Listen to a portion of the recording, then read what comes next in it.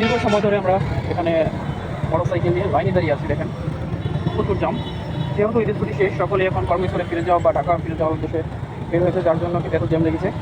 তো সাধারণত আজকে ঈদের পরে বেশ কয়েকদিন কেটে গেল, যার ফলে একটু জ্যামটা কম। এছাড়া কিন্তু এখানে আরও বেশি জ্যাম হয়, কারণ গতবার আমরা যখন ঈদের 2 দিন পরে চলে গিয়েছিলাম তখন কিন্তু আসলে গাড়ি ঘোড়ার সংখ্যা অনেক বেশি ছিল। তো দেখা যাচ্ছে হাইওয়েতে বাস বা অন্যান্য যানবাহনের সংখ্যা কম, কিন্তু মোটরসাইকেলের সংখ্যা আছে অনেক বেশি। আপনারা দেখুন পিছনের দিকে একটু দেখুন।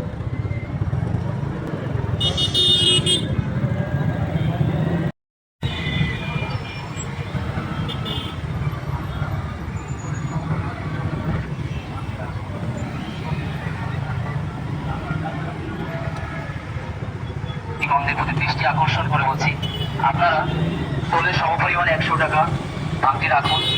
শুভ হোক। সম্মানিত মোটরসাইকেল আরোহী সম্মানিত